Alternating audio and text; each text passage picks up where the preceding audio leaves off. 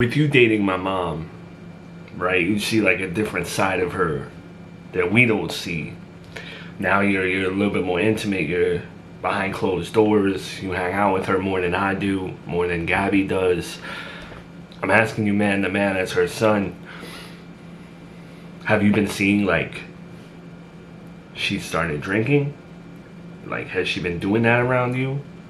No, I have not seen her drinking at all. Every time we've hung out, there has not been alcohol involved. So this is news to me completely. I know, I mean, I don't know you.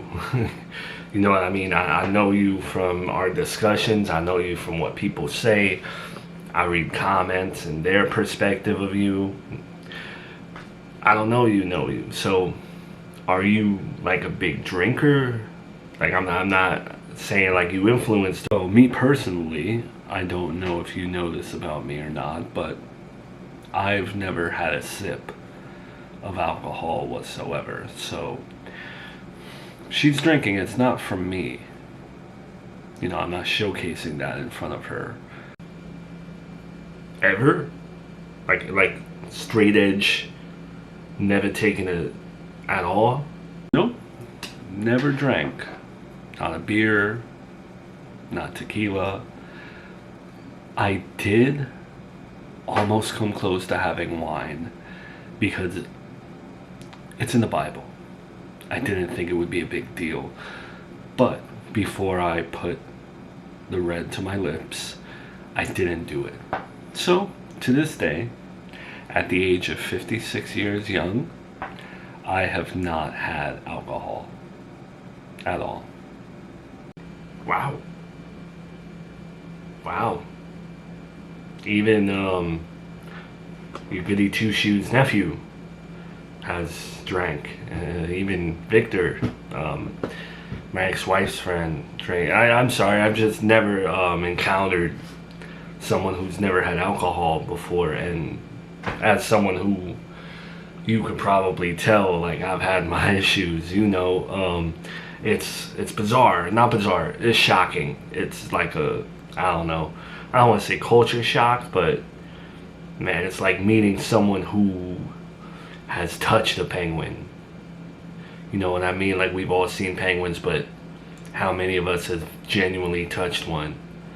You know what I mean? So you look at like the person's hands differently, and you've never taken a sip. Like, just it's an aura.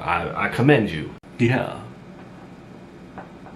Isn't it amazing that I get so much hate, so much judgment, so many things said to me that in God's eyes would send a person straight to hell just for saying what was said to me. The perception of me, I'm saying, it's so bleak. People think they know me, and yet I bet a good portion of people who make those comments about me are drunk right now, withering away and ruining their liver. Not me. I do genuinely actually try to be a good person. Surprise, surprise. How many people do you know in your daily life? I'm just talking about humanity as a whole. How many people do you know actively try to be good? I don't see it a lot, honestly. And that's coming from someone who has a strong faith in humanity. Yeah, so my apologies, pointing a finger at you in terms of my mom's drinking. I'm just, I don't know where the hell this has come from, because she just, as bitter, as depressed as she's been in her life, no matter how much she has struggled with us as a single mom, she never dabbled in the demon's gin.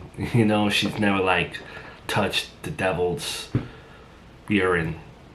I'm sure you can appreciate that analogy, being someone that's never drank before, but I don't know. I know this advice is not easy to follow, but it's coming from someone who ran a church for a very long time and converted it into an institute of faith.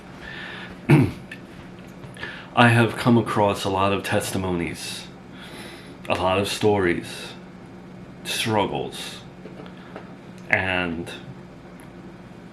a lot of people apologize to God for drinking, meaning it's a common way to cope. And if there was ever a point in your mother's life to need a reason to cope, I would say it's right now. Losing a grandson will do that. And it's crazy because the killer is dead. You would think she'd have some closure, but I think that's a reason why she would be drinking, if you're asking yourself that. Yeah, I guess I just wasn't expecting it, especially on Father's Day, and I'm a little bit upset about it, because, come on, I don't mean to vent to you. You're a stranger, no offense, you're not family. But Father's Day, at the end of the day, should have been about me and my grief. She had Mother's Day to grieve. What about me? And then I come to get consoled by her, knowing that you weren't over, no one else was over. And I show up and she's a different person. I don't like that about alcohol, even though it's turned me into a demon. I don't like it when other people become a demon. Listen, Joey. Just because she's your mom, just because we have parents, that does not mean that they're not human. A quote I read recently online, I don't really stay online much, it's that our parents are living their lives for the first time too. So, don't resent her for being a drunk right now. Just trying to understand her. You've been there. Resentment is not a good trait. It's not a good thing to carry. I know. I guess I have some misplaced anger towards my ex-wife who abandoned me, kinda, and I take it out on her. I always just need people to lean on. That's my problem in my life, I think. Throughout all the times that I had a camera in my face, I think my problem is that I just lean on people. My significant other at times becomes my rock that I, like my whetstone. That's a good word, right? Whetstone.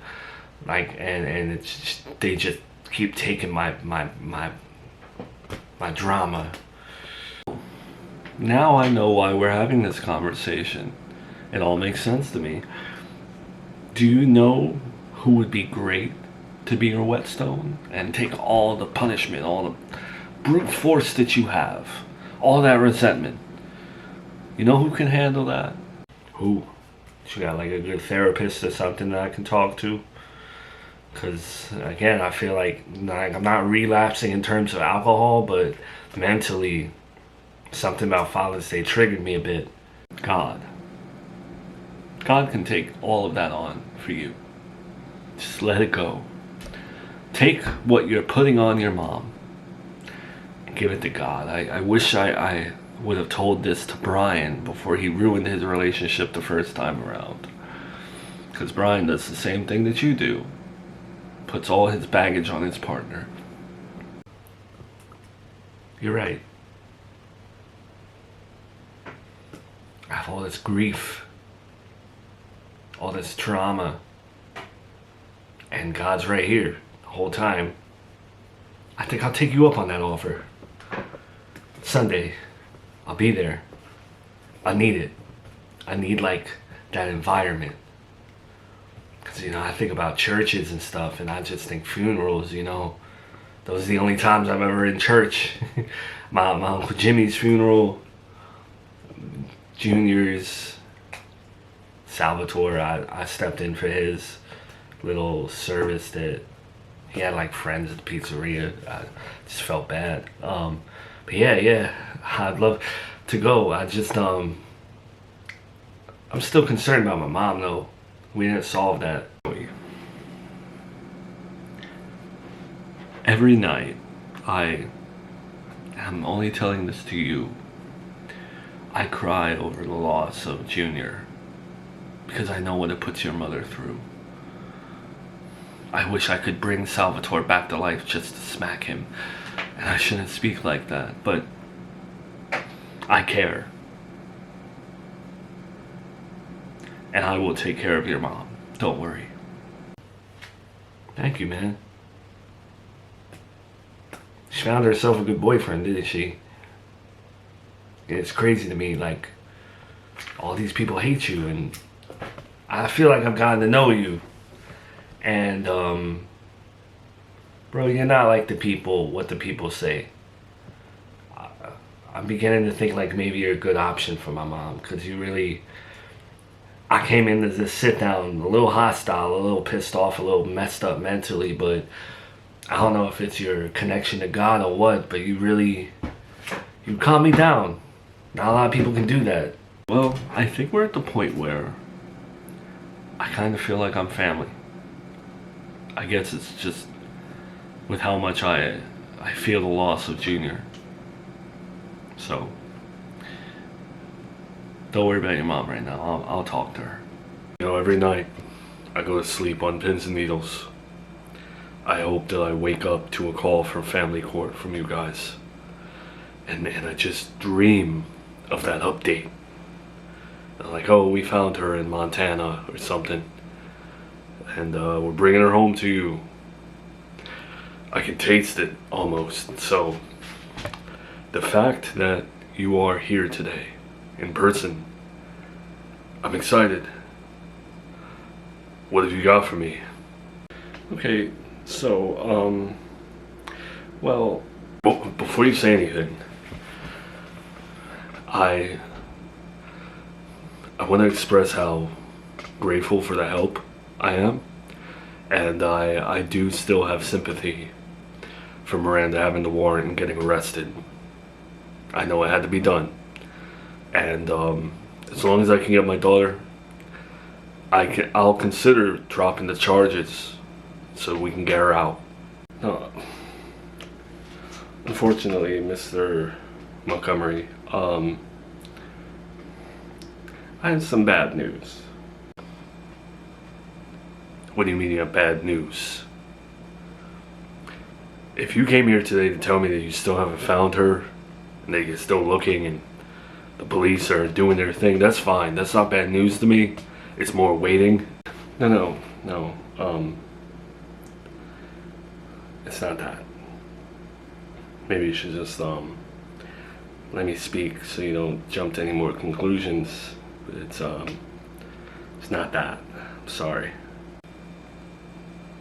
The one time that I don't think a nightmare is going to be put before me, a nightmare is put before me. So what's the bad news? Huh? Tell me, Jamie. What's going on? Well, there's a reason I wanted to meet with you in person. Because I felt like delivering this news over the phone would be cold, sterile, insensitive. Because I know how much is riding on this case for you. But unfortunately, the warrant for Miranda's arrest, it's not happening. It was dismissed. What do you mean the warrant isn't happening? I thought everything was put in motion. You assured me that family court would tell the police. It would be parental kidnapping. And we would have this warrant, and we'd find her. She'd come out of hiding. I know what I said, and maybe I shouldn't have given such big promises, but I genuinely thought that I thought your case was strong enough to where I could. It was my professional mistake. Okay, so I told you we would contact law enforcement, which we did, and I swear by this. There were officers who suggested that something like this, your case, would easily grant you a warrant. So that's what they told us, right? And that's the information we passed to you. So they did their stuff on their end. They filed their paperwork, everything, to get it before a judge, to get that warrant issued. And the judge said that there was lack of probable cause to issue the warrant against her. So, police can't do anything without an order. We can't do anything without the police. You know? Lack of probable... Can't even say it. Can't even say it. Lack of probable cause. My ex took my daughter from me without permission. How is there no probable cause? That is by definition parental kidnapping. There should be a warrant. I'm not crazy. Look, you're a very honest individual, and I commend you for that. But I think that honesty in this case kind of hurt you, between you and me and off the record, because you explained in your report that at one point you had left from the military, and I think the judge saw that. And that's fine, that's admirable. But then you elaborated on why you left. So that kind of hindered a judgment. So you left for the military, fine, but we're also dealing with the fact that there's no custody order in place. Very tricky. We're also dealing with the fact that she is likely out of state. Limited resources there. Plus, the judge knows Miranda's case about murder, and her son was murdered. She has good reason to leave the state after that. I just can't believe me joining the military is thrown in there. Okay, but Brian, I'm like I said, if you had put it in the report that you joined the military to better your family, I saw you put that in there, but you also mentioned that you had mental issues, that you had to leave the relief. It was a bit much. You did technically leave. Alright, fine. So there's no warrant. Can't go fetch her. What are my options now? What can you guys, family court, do on my behalf?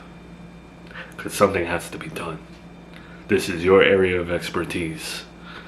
My daughter is missing. She's been taken. Parental kidnapping. I'm sticking by that. What can you guys do to help me?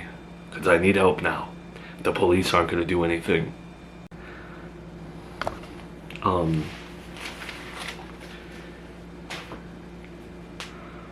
We're unfortunately, because our hands are tied, we can't move forward with any of this. Right now, we're going to have to drop the case.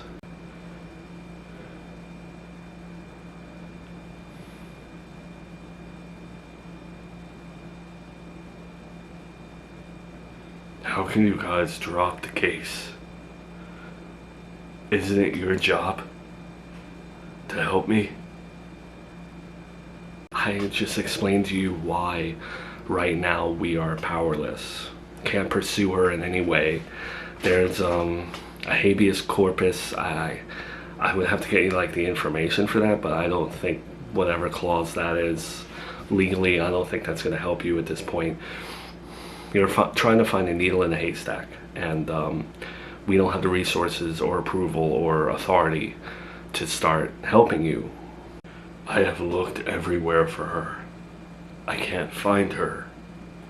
That is why I contacted the police. How can you stand there and tell me that there's nothing you can do? Your agency made Miranda's life hell when I was with her. Supervised visits, court dates every other week, and now when I need help, you all are useless. If you could get us an address or something to locate this woman. I'm sorry, Mr. Montgomery. We're pretty overloaded to begin with. We can't really take on cases that are going to lead us to nowhere. Every system in Serafina Town, it's overcrowded and overbooked and overworked. It's a great excuse.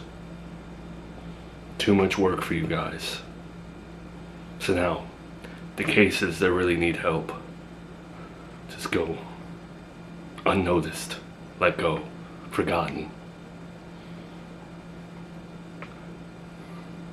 Just get out of my house. Just go. I'm done. I don't need you guys' help anymore. You're useless.